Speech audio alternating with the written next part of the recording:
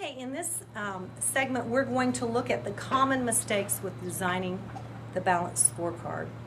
Now, what I've noticed over and over again is even when I go over these common mistakes, I still see them over and over again. So you might want to listen to this one again after you've listened to it the first time, after you get working on your project, because it really does. These are a lot of the things that I've seen people do over and over again. And that's really how I came up with this. Okay, the first one on here says that the balanced scorecard is a personal scorecard. It's not for your supervisor. It's not for your organization as a whole. It's to be related to your job.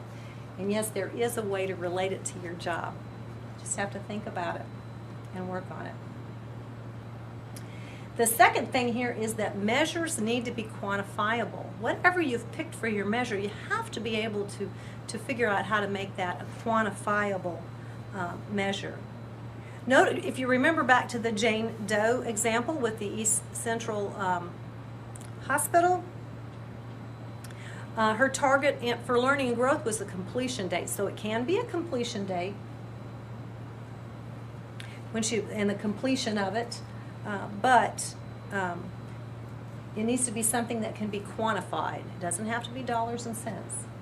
Okay, the objectives needs to match the target. In other words, whatever your goal is, it better match whatever you're trying to measure. You need to get all these things lined up. And the target is nothing more than quantifying whatever you've put down for your measure. So for example, for Jane Doe, her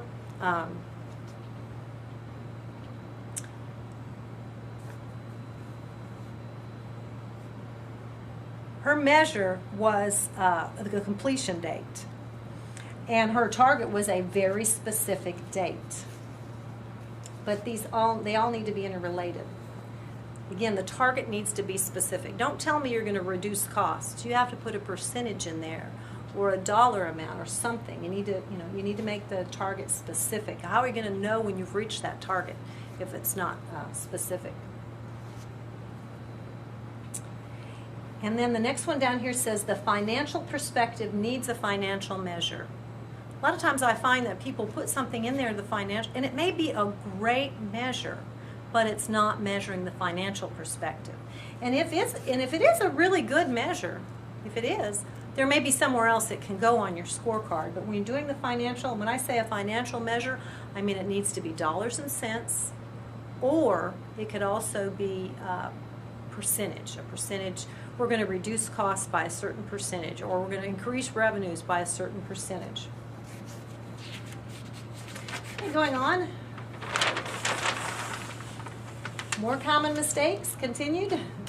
The target should quantify the measure. I can't emphasize that enough. The target and your measure have to be right. They might be real similar. For Jane, it was, I'm going to complete the training, and then the target was the date she was going to complete it. Doesn't have to be difficult. Keep it simple.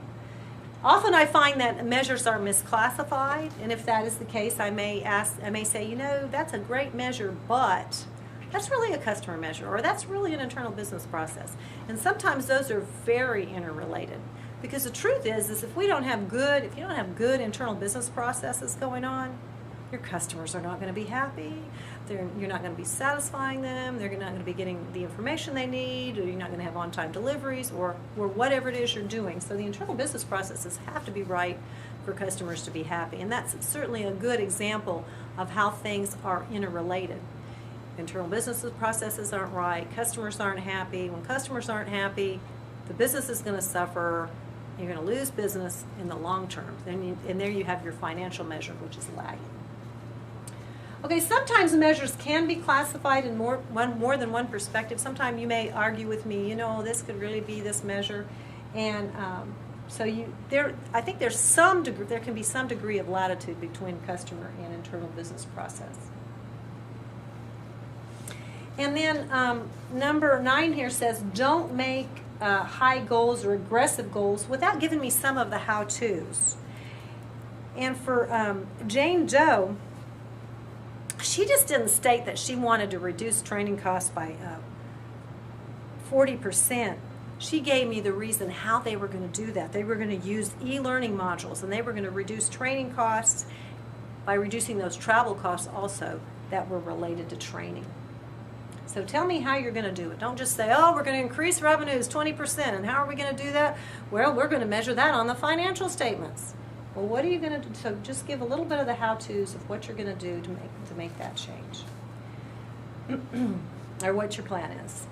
And then number 10 says the perspective may need more than one measure. And that was certainly true with Jane Doe's scorecard. When she first gave me her rough draft of her scorecard, there were 2 measures on there that she had where she had really grouped things together. And the first was the training that I went through. I really felt it was important for her to separate the training for the new employees from the training for the veteran employees. And I think there was a couple of her customer measures. She kind of grouped them together.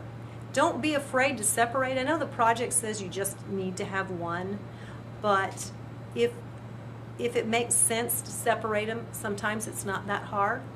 It requires a little more ink and paper, but if it's going to make this project more meaningful, and if you're like Jane and you wanted it to be something you could actually implement, and by the way, I have seen Jane since she did this project, which was only about 6 months ago, and she told me, this was last month, she said, you know what, we've been able to implement a lot of those things, and this was really a useful project, and it was just spot on with what I was doing at work. And she actually did her project early because she said it was so helpful. She was really delighted with the results. And I'm happy I'm going to see her in graduation next month. She's going to be graduating from our program. And one of the things also that I've noticed, and this is with, that don't use the textbook as one of your references. You don't need to just load up your paper with lots and lots of references. You know, you've got the project directions out there. It's not necessary to use the textbook as a reference. And if you have any more questions about designing your scorecard, feel free to contact your professor if you're struggling with how to get started. Even just turning in a draft and getting feedback should prove to be very helpful. But might not hurt to review some of these common mistakes again, because I continue to see them over and over again in almost every class. And that's all for this section. Look forward to seeing your projects.